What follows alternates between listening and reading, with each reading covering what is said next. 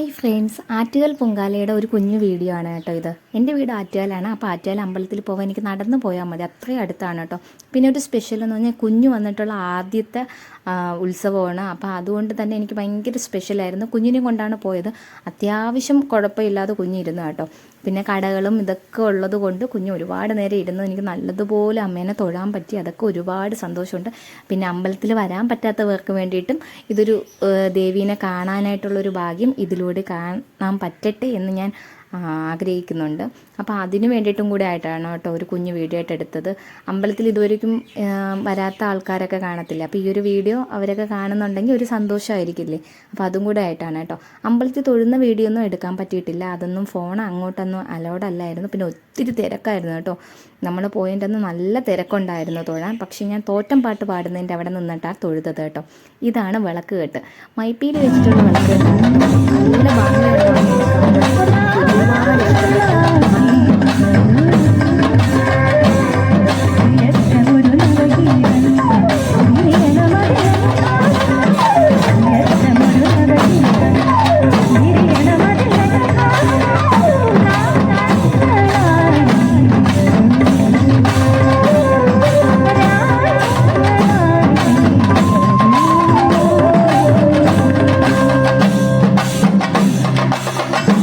ഒരുപാട് പ്രോത്സാഹനങ്ങൾക്ക് നന്ദി.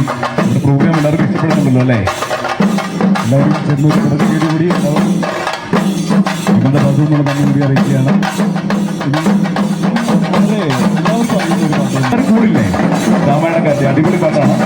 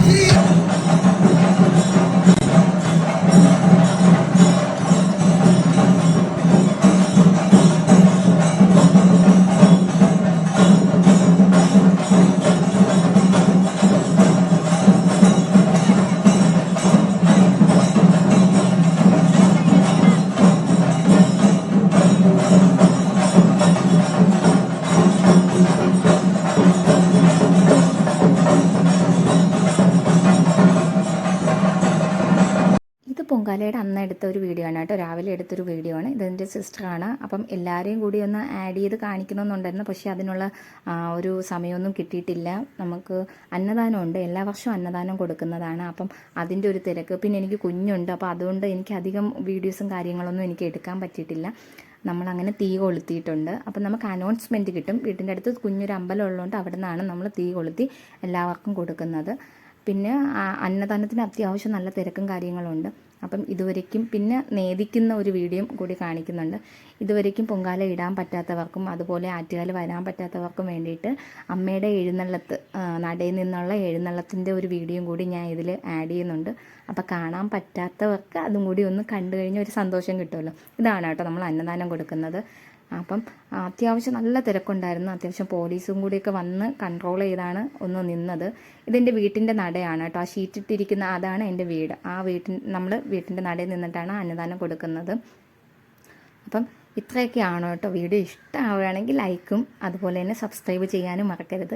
പിന്നെ പൊങ്കാല ഇടാൻ പറ്റാത്തവരുണ്ടെങ്കിൽ അടുത്ത വർഷം കോൺടാക്ട് ചെയ്താൽ വീട്ടിൻ്റെ നടയിലിരുന്ന് പൊങ്കാല ഇടാം. നമുക്ക് എല്ലാ വർഷവും വീട്ടിൻ്റെ നടയിരുന്നാണ് കേട്ടോ പൊങ്കാല ഇടുന്നത്.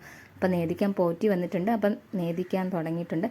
അപ്പം ലാസ്റ്റ് വീഡിയോയിൽ അമ്മേൻ്റെ എഴുന്നള്ളത്തും കൂടി ഞാൻ കാണിക്കുന്നുണ്ട് കേട്ടോ.